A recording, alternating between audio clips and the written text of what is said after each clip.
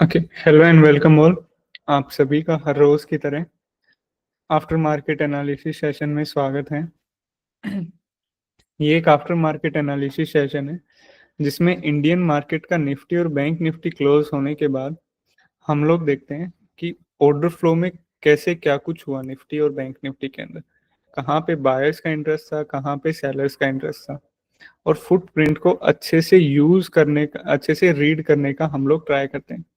अगर आप लोग नए हैं, ऑर्डर फ्लो सीखना चाहते हैं या गो चार्टिंग को अच्छे से यूज करना सीखना चाहते हैं, हर रोज आप ये लाइव सेशन ज्वाइन कर सकते हैं। शाम 4:30 और 5 बजे से 4:30 बजे ये स्टार्ट हो जाता है। इस लाइव सेशन का लिंक आपको गो चार्टिंग की डिस्कॉर्ड और टेलीग्राम कम्युनिटी पे मिलेगा।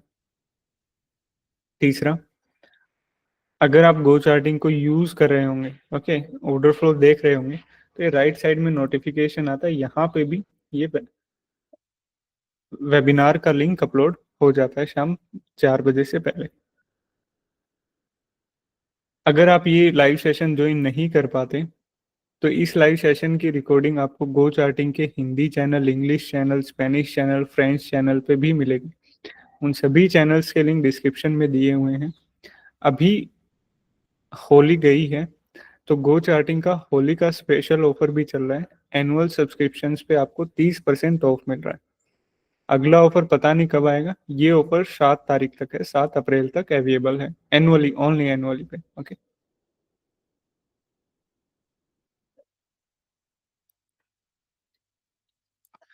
अभी एक बार के लिए पहले निफ्टी का हम लोग ओवरव्यू देख लेते हैं। ओवरव्यू इन द सेंस कि वॉल्यूम प्रोफाइल की कल की क्या कंफर्मेशंस थी वो देख लेते हैं।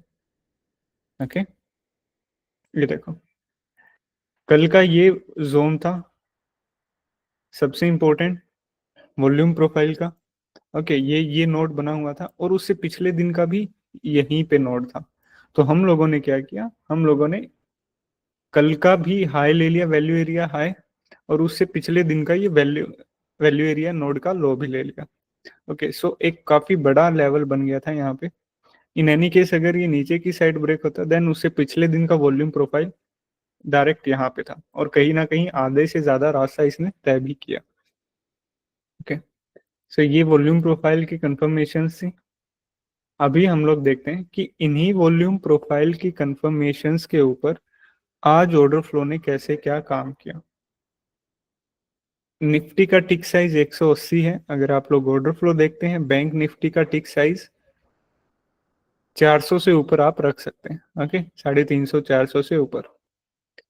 यहाँ पे मैं इम्बैलेंस चार्ट नहीं, क्लस्टर चार्ट्स यूज कर रहा हूँ और इन्हीं क्लस्टर चार्ट्स की सेटिंग आपको डिस्कॉर्ड के ऊपर मिल जाएगी, जो भी मैं सेटिंग यूज कर रहा हूँ। ओके,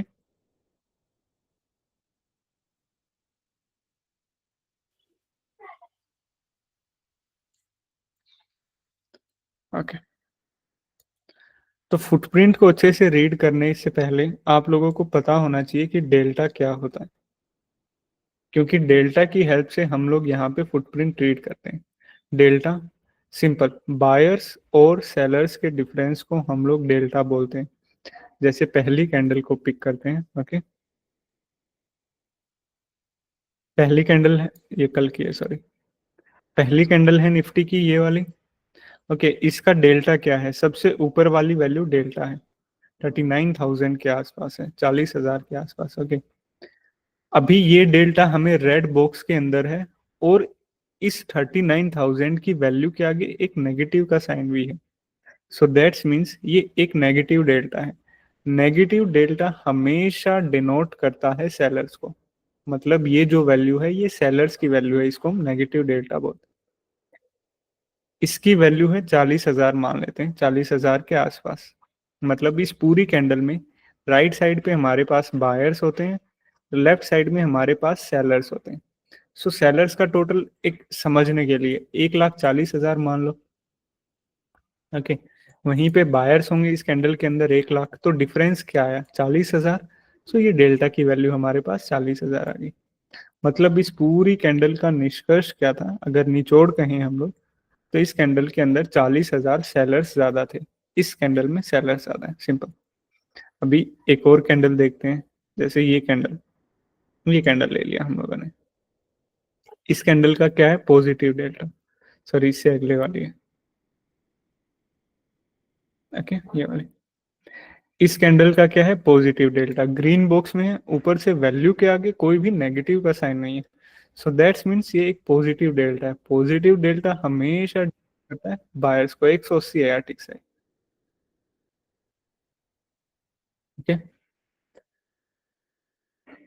पॉजिटिव डेल्टा है, पॉजिटिव डेल्टा डिनोट करता है बायर्स को, इसका मतलब इस कैंडल के अंदर बायर्स ज्यादा हैं अगर पॉजिटिव डेल्टा है तो। और कितने बायर्स ज्यादा हैं, 23,000 के आसपास बायर्स ज्यादा हैं। तो अभी हम लोग क्या करेंगे, जैसे कोई भी कैंडल पिक किया हम लोगों ने, ये कैंडल पिक किया, ओके, उससे पहले डेल्टा देखते हैं। एक डेल्टा की वैल्यू 40,000, एक की सिर्फ 1,000, 7,000, अगेन 30,000, ओके, अगेन 37,000, पॉजिटिव हो चाहे नेगेटिव हो।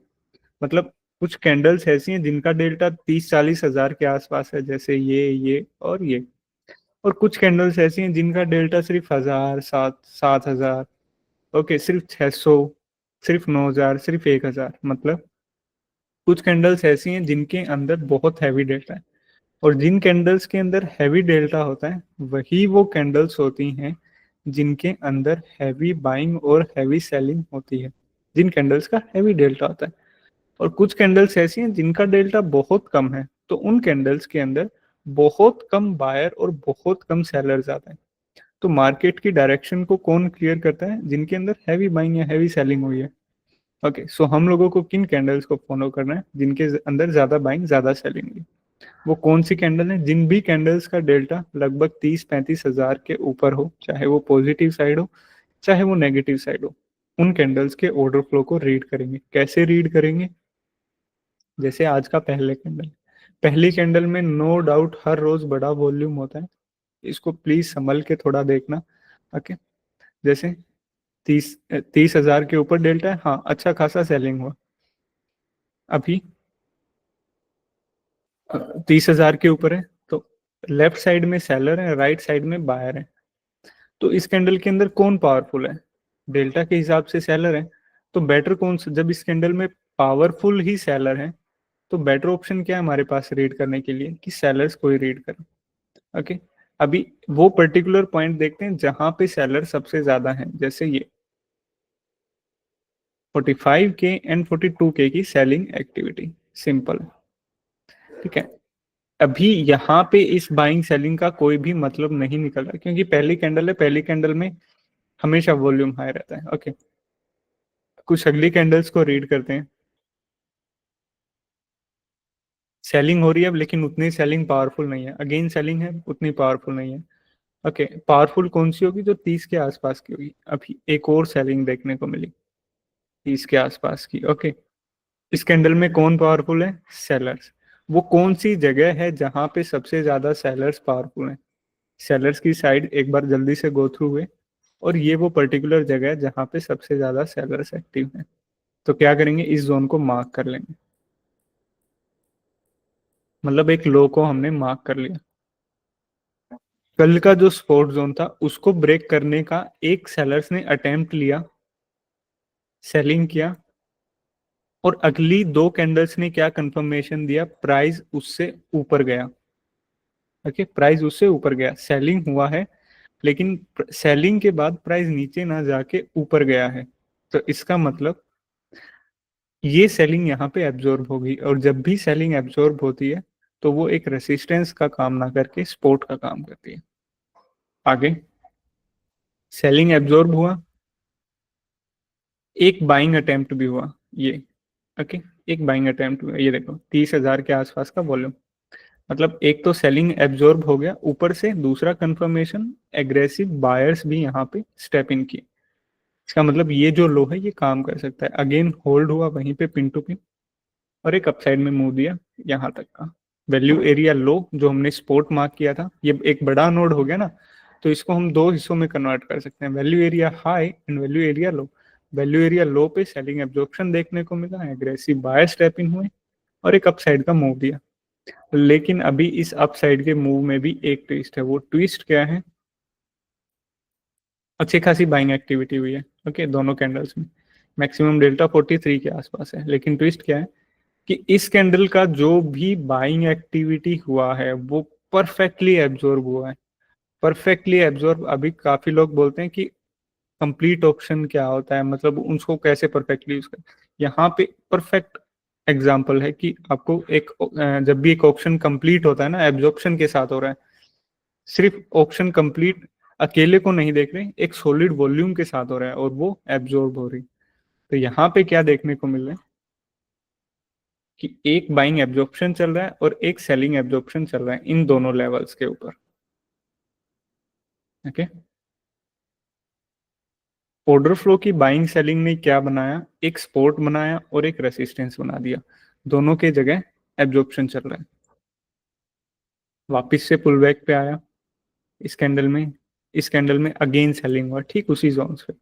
अगली कैंडल में अगेन एग्रेसिव बायर्स एंटर किए 42K के आसपास, होल्ड हुआ अच्छे से, लेकिन रेसिस्टेंस तक टच नहीं कर पाया। क्यों नहीं कर पाया रेसिस्टेंस तक टच? मे बी इसका एक रीजन ये हो सकता है कि सेलिंग एब्जॉर्ब हुआ, एग्रेसिव बायर्स भी हुए, सब कुछ यहाँ तक सही था। लेकिन ये कैंडल देखो, इस कैंडल्स में अगेन सेलर्स ने एक अटेम्प्ट लिया और ये वो 67K की सेलिंग एक्टिविटी थी। मे बी ये रीजन हो सकता है कि एक और सेलिंग एब्जॉर्प्शन देखने को मिला, एग्रेसिव बायर्स एंटर किए, लेकिन फिर भी प्राइस यहाँ तक नहीं पहुंचा, बीच रास्ते में ही एग्रेसिव सेलर एंटर किए। और अगर हम इस एग्जांपल को देखें, यहाँ पे जो सेलिंग एब्जॉर्प्शन हुआ था, प्राइस यहाँ से यहाँ तक गया, बीच में कोई भी सेलिंग एक्टिविटी नहीं थी, लेकिन यहाँ पे एक अच्छी खासी सेलिंग एक्टिविटी थी, ये 67K की। ओके, अभी अगेन पुल बैक पे आया, सेलिंग एक्टिविटी है 39K 31K, डेल्टा भी 30K के आसपास का है। और फाइनली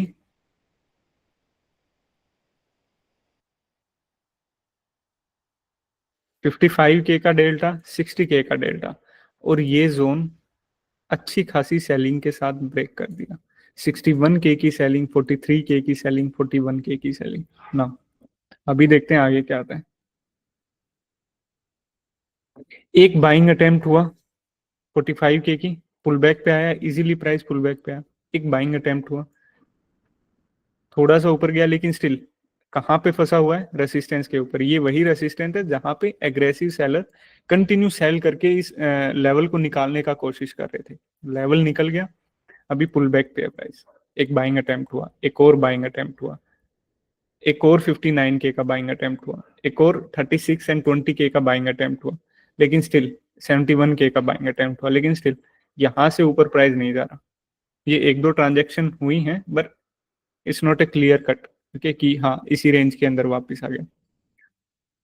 सेलर्स ने ब्रेक किया, बायर्स अच्छे खासा अटेम्प्ट ले रहे हैं वापस से इसी रेंज के अंदर आने का, लेकिन may be limit sellers are more powerful there.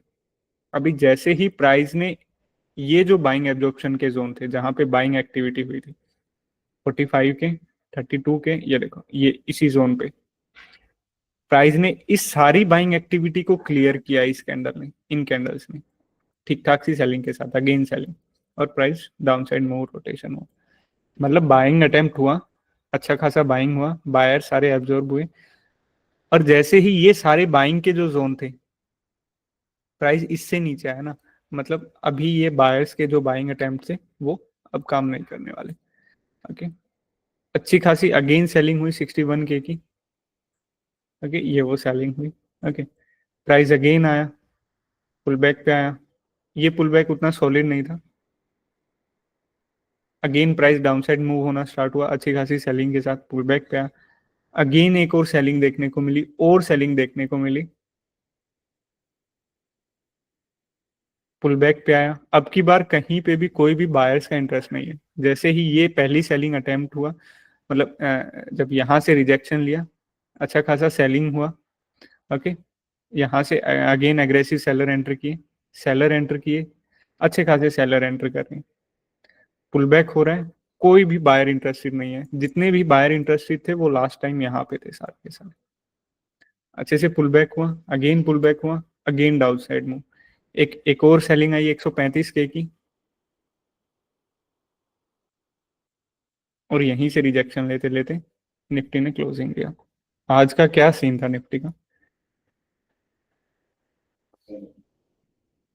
Selling absorb हुआ, बायर एंटर किए, एक अपसाइड में मूव, लेकिन यहाँ पे बाइंग एब्जॉर्प्शन हुआ। अगेन कुछ सेलिंग एब्जॉर्प्शन हुआ, लेकिन यहाँ पे बीच रास्ते में अगेन सेलर एक्टिव हुए। मतलब सेलिंग एब्जॉर्प्शन एक बार, दो बार, और तीसरी बार फाइनली सेलर्स ने इस जोन को ब्रेक किया, पुल बैक पे आया, बहुत सॉलिड बाइंग अटेम्प्ट हुआ, मार्केट को वापस इसी रेंज के अंदर लेके आने का बहुत कंटिन्यू बाइंग अटेम्प्ट हुआ, लेकिन सारा का सारा बाइंग यहाँ पे एब्जॉर्ब हो रहा था।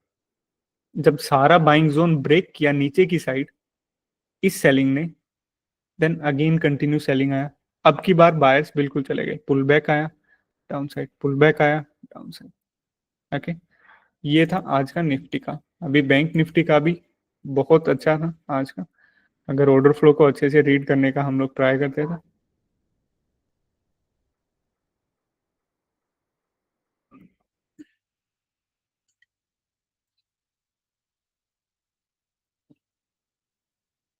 ओके,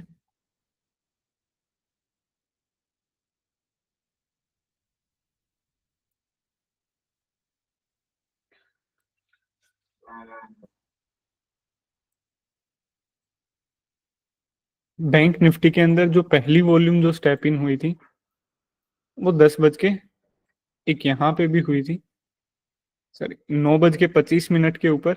लेकिन यहाँ पे ये सारी की सारी बाइंग एक्टिविटी, मतलब यहाँ पे क्या देख रहे हैं हम लोग, डेल्टा के अंदर बायर ज्यादा है, अभी बायर्स की साइड को रीड कर रहे हैं। कहाँ पे पर्टिकुलरली बाइंग सबसे ज्यादा हुई है, 11 की। उसके बाद क्या हुआ, प्राइस नीचे आया, एक रेसिस्टेंस क्रिएट हुआ, अगेन एक और ठीक उसी जोन के आसपास, लेकिन बाइंग एब्जॉर्प्शन हो रहा है, लेकिन सेलर्स एग्रेसिव सेलर एंटर उतना नहीं कर रहे। ओके,